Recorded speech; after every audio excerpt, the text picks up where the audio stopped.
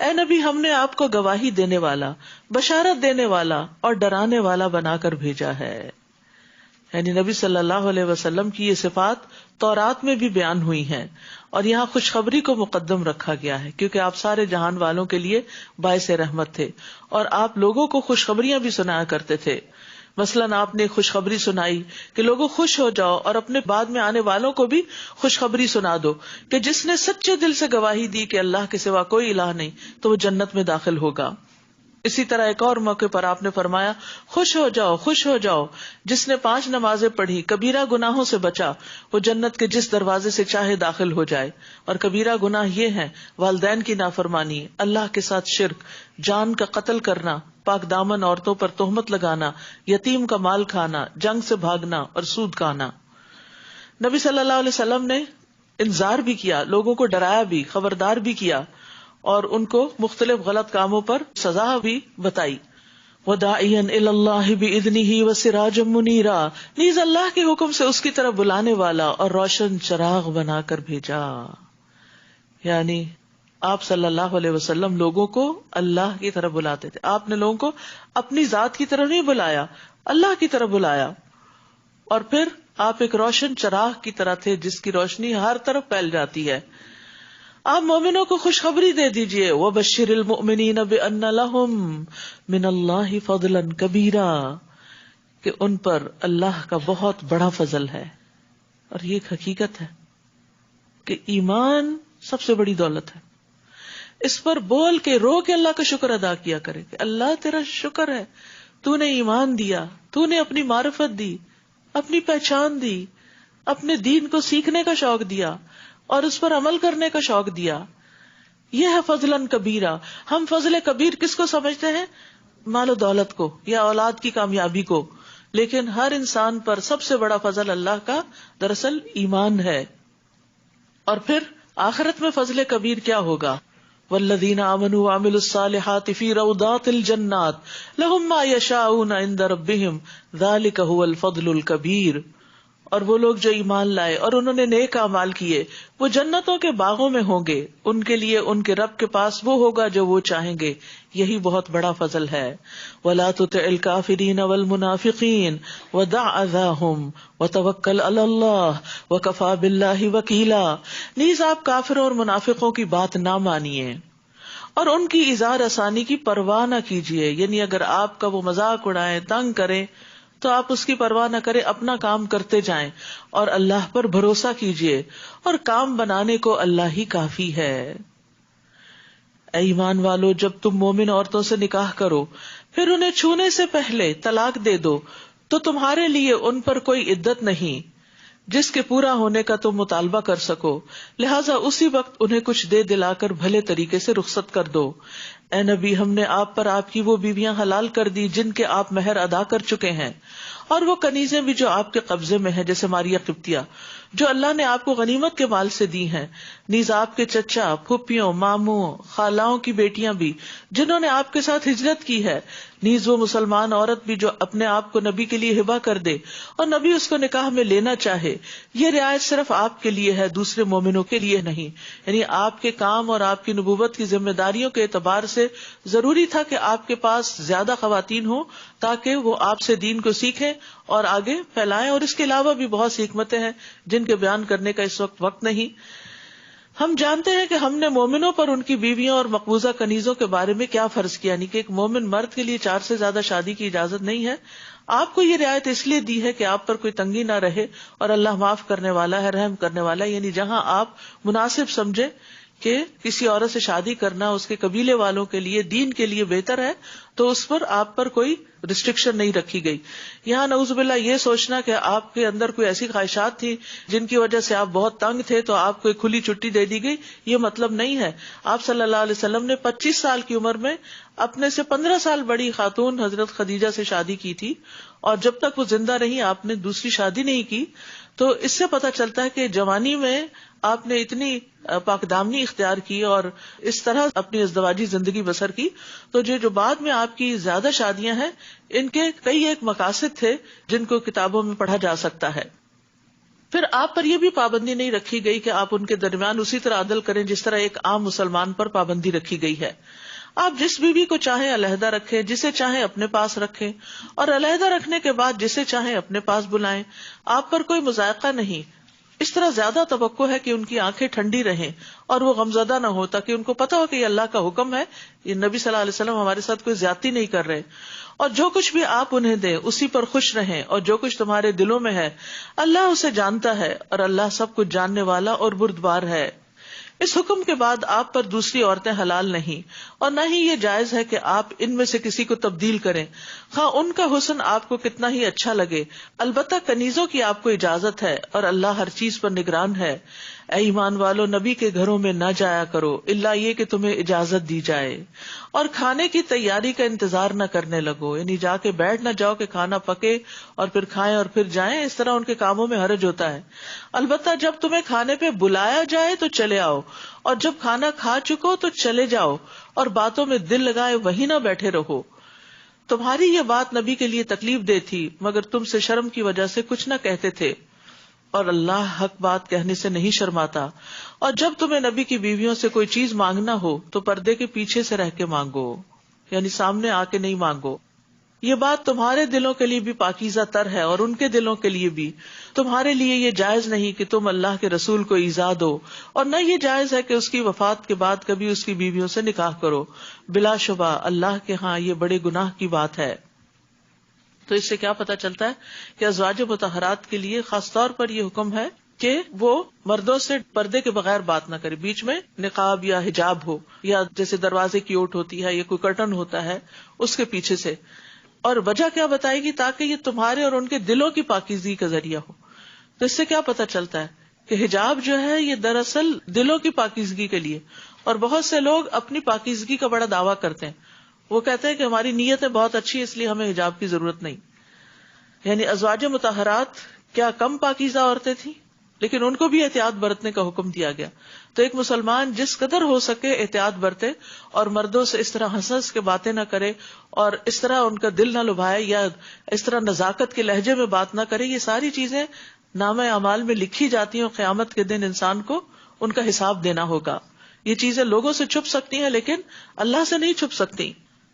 اور جب یہ آیات اتری، یعنی پردے کے احکامات اترے، تو فوراً ہی اللہ کا حکم نافذ ہو گیا.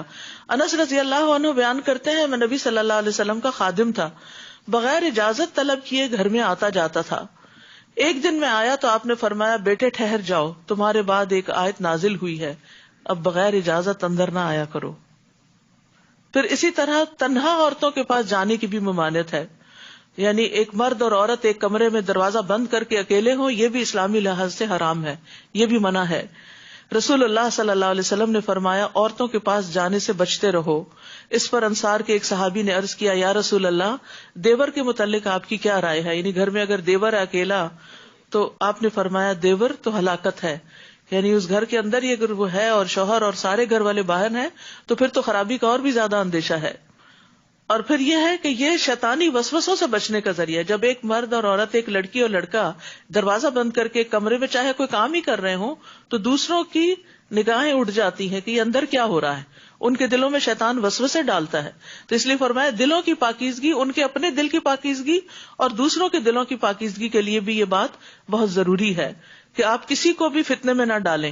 آپ ایسا غلط کام نہ کریں کہ جس سے دوسرے لوگ آپ کے بارے میں بدگمانی کریں، برا سوچیں اور آپ کی پیٹھ پیچھے آپ کی برائیاں کریں. اس کے بھی ذمہ دار تم خود ہی ہوگے. تم کوئی بات ظاہر کرو یا اسے چھپاؤ، کوئی بات ظاہر کرو یا چھپاؤ، اللہ ہر چیز کو خوب جاننے والا ہے. ان ازواج نبی پر کچھ گناہ نہیں اگر ان کے باپ، ان کے بیٹے، ان کے بھائی، ان کے بھتیجے، ان کے بھانجے، ان کی میل جول کی عورتیں اور ان کے لونڈی غلام ان کے گھروں میں داخل ہوں.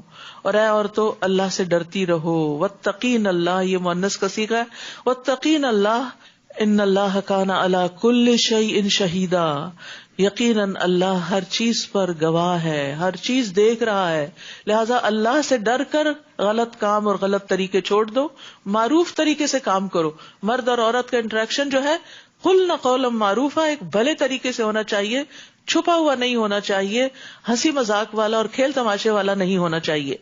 ان اللہ وملائکتہ یصلون علی النبی یا ایھا الذین آمنوا صلوا علیہ وسلموا تسلیما. اللہ اور اس کے فرشتے نبی پر درود بھیجتے ہیں، اے ایمان والو تم بھی اس پر درود و سلام بھیجا کرو. اللہ سبحانہ وتعالیٰ آپ پر اپنی رحمتیں نازل کرتے ہیں. اس سے اندازہ ہوتا ہے کہ آپ کا مقام کتنا بلند تھا. اللہ کے فرشتے آپ پر درود بھیجتے ہیں، تو ہمیں بھی کیا کرنا چاہیے؟ یعنی جس ہستی پر اللہ تعالیٰ اپنی رحمتیں بھیج رہا ہے ہر آن، اور جس کے لیے فرشتے دعائیں کر رہے ہیں، پھر ہمیں بھی ان پر درود و سلام بھیجنا چاہیے. اللہ سبحانہ وتعالیٰ اپنے مقرب فرشتوں کے پاس اپنے نبی کی تعریف کرتے ہیں یعنی ملائے اعلیٰ میں، اور فرشتے بھی ان پر درود بھیجتے ہیں، ان کی تعریف کرتے ہیں. تو اللہ تعالیٰ نے دنیا والوں کو بھی اس چیز کا حکم دیا. اور یاد رکھیے کہ درود شریف پڑھنا فوری رحمت کے حصول کا ذریعہ ہے، یعنی اللہ تعالیٰ کی فوراً رحمتیں آتی ہیں.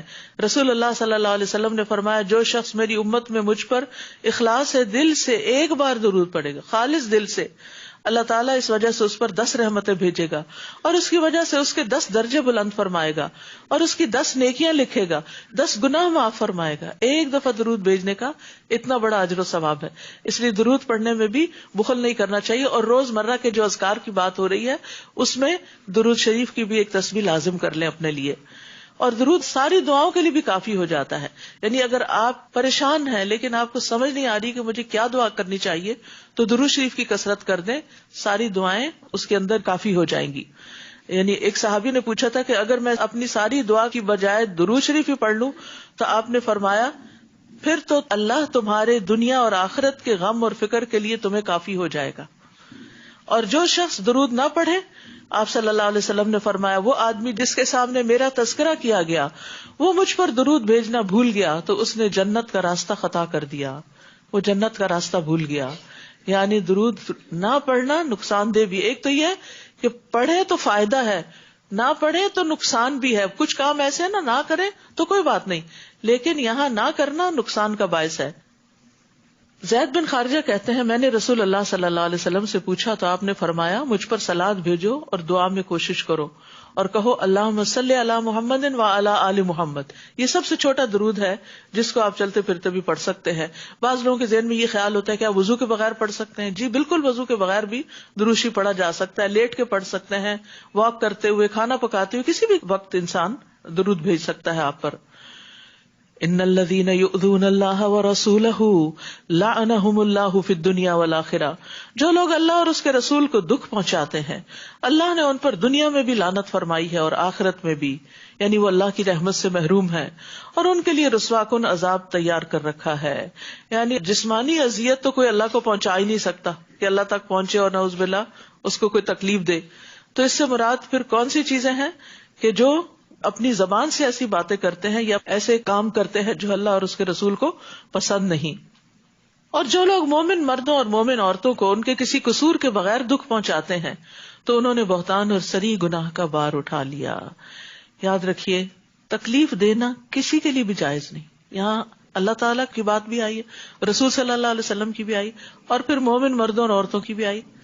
یعنی کسی بھی صاحب ایمان کو اپنے ہاتھ سے زبان سے آپ تکلیف نہ دے. پھر اس کے بعد آپ دیکھیں جانوروں اور پرندوں اور درندوں اور باقی مخلوقات حتیٰ کہ جنوں کو بھی. وہ کیسے؟ جیسے ہڈی کے ساتھ استنجا کرنے سے منع کیا گیا کیونکہ وہ جنوں کی خوراک ہے تو اس کو گندا نہیں کرنا چاہیے. یعنی ایک مومن جو ہوتا ہے یا ایک مسلم جو ہوتا ہے اس کے ہاتھ زبان سے سب محفوظ رہتے ہیں، تو کسی کے لیے بھی اذیت اور دکھ کا باعث نہیں بننا چاہیے. بعض اوقات باتیں بنتی ہیں، بعض اوقات ہمارے رویے بنتے ہیں، بعض اوقات چھوٹی سی بات ہوتی ہے لیکن دوسرا شخص بہت زیادہ تکلیف محسوس کرتا ہے کچھ رویوں کی وجہ سے. یعنی بعض لوگ آپ بات کرتے ہیں تو وہ خواہ ہنس پڑتے ہیں حالانکہ وہ ہنسنے کا موقع نہیں ہوتا. بعض ماؤں کو میں نے دیکھا ہے کہ وہ بچوں کے اوپر ہنسنا شروع کر دیتی ہیں اور بچے اس کی وجہ سے بہت اریٹیٹ ہوتے ہیں. تو ہم سوچتے ہیں کہ ہم تو ہنس رہے ہیں، ہم تکلیف نہیں دے رہے، بظاہر آپ کا عمل ہنسی کا ہے لیکن وہ دوسرے کے لیے اذیت کا باعث ہے. تو ہر شخص کو اللہ تعالیٰ نے اتنی سمجھ دی ہے کہ وہ دوسروں کو اذیت نہ دے، لیکن اگر آپ کو سمجھ نہیں آ رہی کہ دوسرے کو اذیت ہو رہی یا نہیں تو کم از کم اپنے آپ کو اس کی جگہ رکھ لیں. جب آپ اپنے آپ کو وہاں رکھیں گے تو پھر آپ کو پتہ چل جائے گا کہ کون سی چیز تکلیف دیتی ہے اور کون سی نہیں. یا ایھا النبی قل لازواجک وبناتک ونساء المؤمنین یدنین علیہن من جلابیبہن ذلک ادنی ان یعرفن فلا یؤذین وکان اللہ غفورا رحیما. اے نبی اپنی بیویوں اپنی بیٹیوں اور مومنوں کی عورتوں سے کہہ دیجئے. اب اس میں سبھی شامل ہو گئی عورتیں. یہ حکم صرف ازواج مطہرات کے لیے نہیں ہے، یہ صرف آپ صلی اللہ علیہ وسلم کی بیٹیوں کے لیے نہیں ہے، یہ مومنوں کی عورتوں کے لیے بھی ہے، اور ہم سب مومن عورتیں ہیں، ہم سب کے لیے بھی ہے کہ وہ اپنی چادروں کے پلو اپنے اوپر لٹکا لیا کریں. یعنی جب گھر سے باہر نکلیں تو گھر والے ڈریس میں نہ نکلیں، بلکہ اوپر سے ایک اور ڈریس ڈالیں جو گھر کے ڈریس کی زینت کو چھپائے یا آپ کے فگرز کو چھپائے. اور ابتدائی دور میں تو چونکہ بہت سمپل لائف سٹائل تھا، کپڑے بھی بہت سادے ہوتے تھے، اور عورتیں عام طور پر چادر لے کر گھر سے نکلتی تھی، تو اسی لیے چادر کا ذکر ہوا. اور چادر آج تک معروف چیز ہے. لیکن بعد میں جب لوگوں نے کپڑوں کے اندر طرح طرح کے ڈیزائن بنانے شروع کیے اور زیادہ زیب و زینت اختیار کرنی شروع کر دی، تو پھر صرف چادر اوڑھ لینے سے وہ سب کچھ نہیں چھپتا. مثلاً چادر اڑی تو کیا ہے کہ آپ کے بازو اور آپ کا سارا لباس اور ہر چیز، آپ کے فگرز نظر آنے لگ گئے. تو پھر اس چادر کو سی کر جلباب بنا لیا گیا، جس کو عبایا کہتے ہیں. اور اس کو بھی ٹائٹ نہیں ہونا چاہیے کہ آپ کے فگرز نظر آئیں. بعض اوقات وہ بالکل سکن ٹائٹ ہوتا ہے، جیسے گھر کی قمیض پہنی ہوئی ہے تو ویسے ہی بازو بھی پورے کے پورے نظر آ رہے ہیں. تو ایسا نہیں ہونا چاہیے.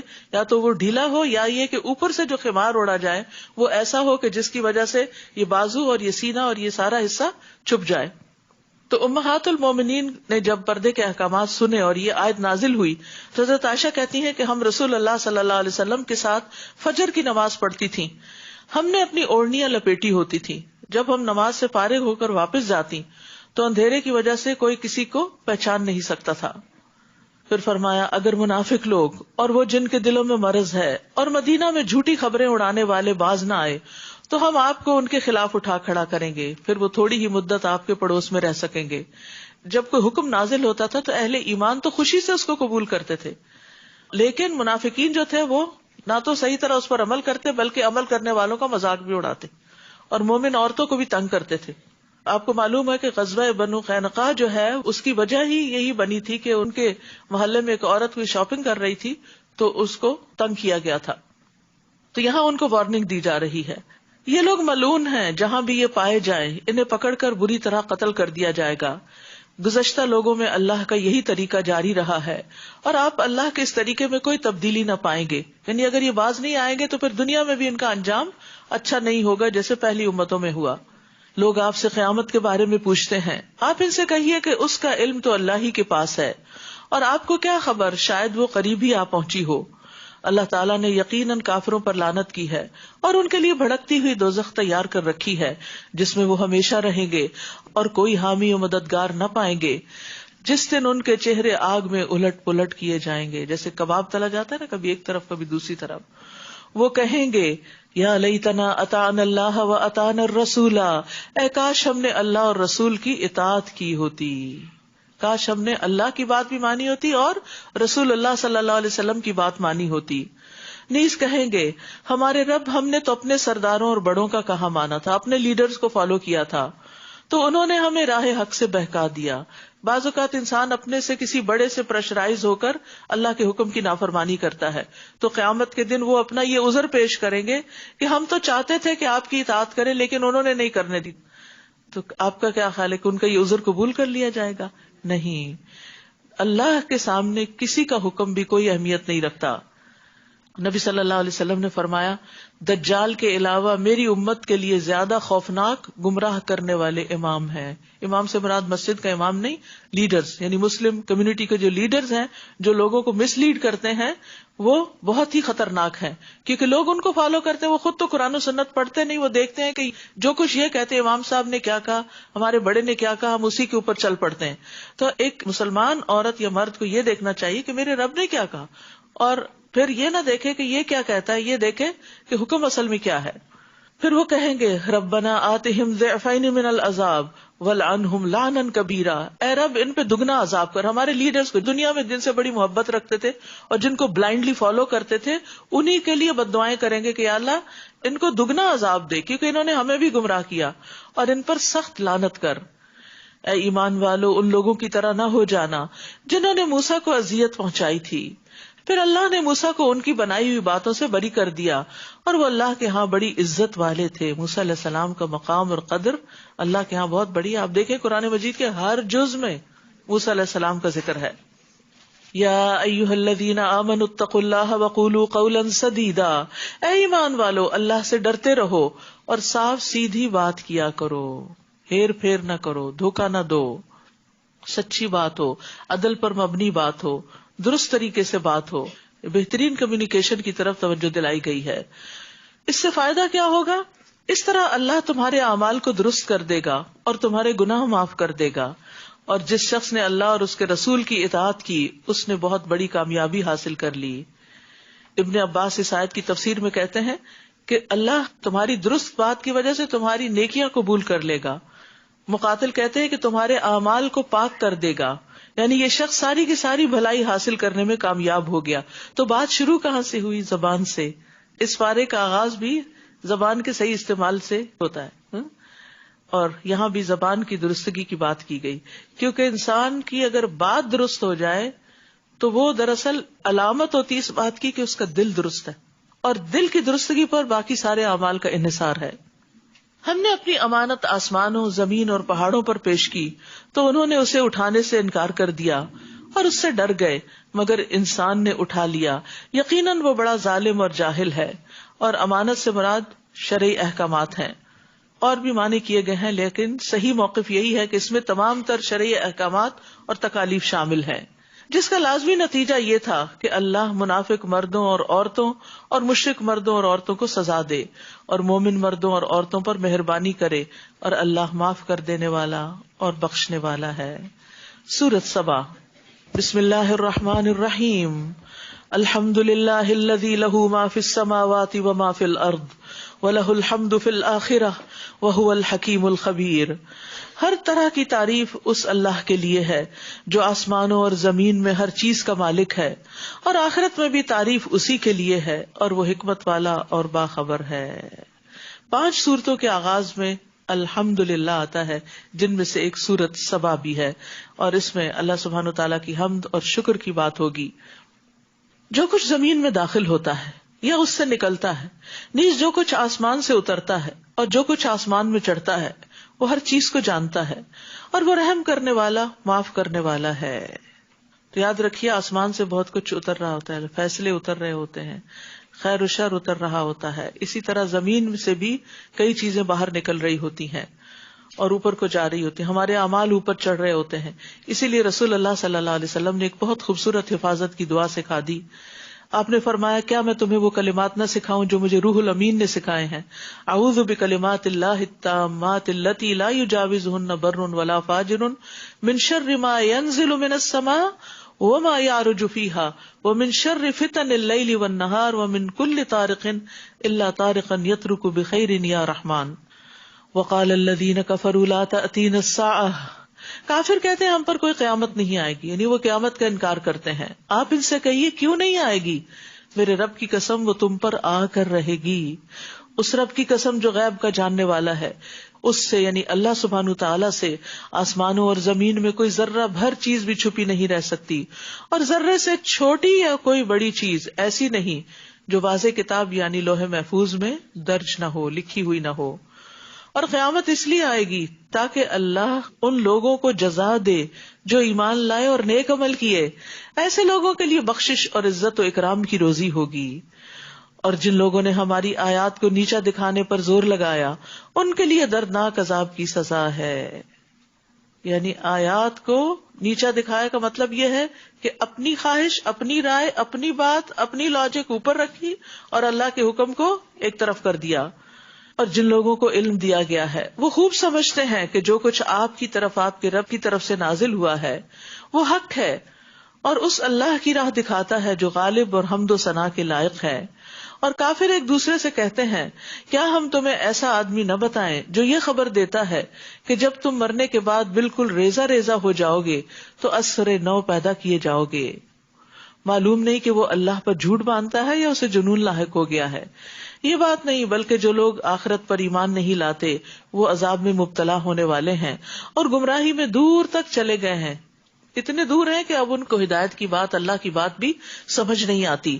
کیا انہوں نے آسمان اور زمین کو نہیں دیکھا جو انہیں آگے سے اور پیچھے سے گھیرے ہوئے ہیں؟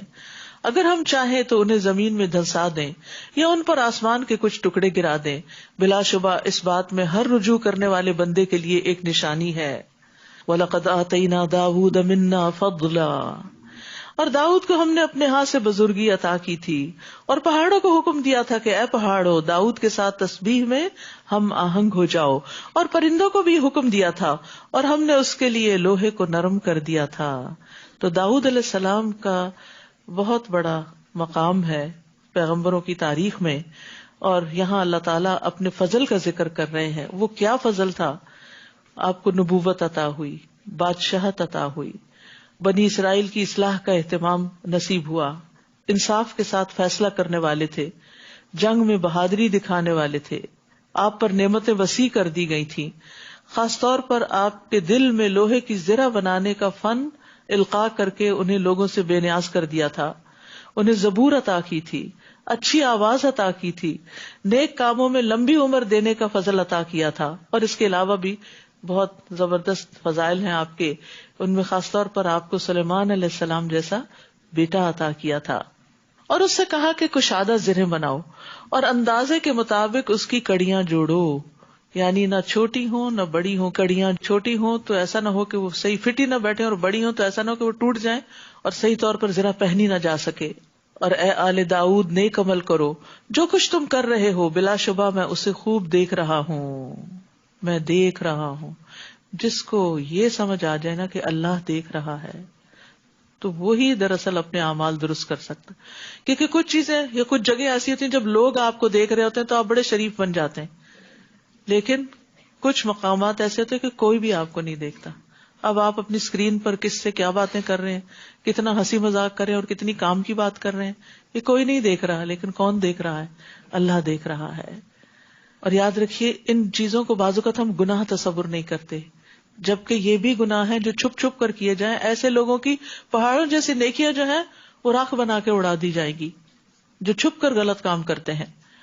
اور پھر اس میں آپ دیکھیے کہ بعض اوقات ہم سمجھتے ہیں کہ ان کا کوئی نتیجہ نہیں نکلنے والا، لیکن ان کا نتیجہ کئی صورتوں میں نکلتا ہے، اور انسان کو یہ سمجھ نہیں آتی کہ میرے اسی گناہ کی وجہ سے میرے ساتھ یہ ہو رہا ہے۔ تو انسان کو شعوری طور پر سب غلط چیزوں کو چھوڑ دینا چاہیے۔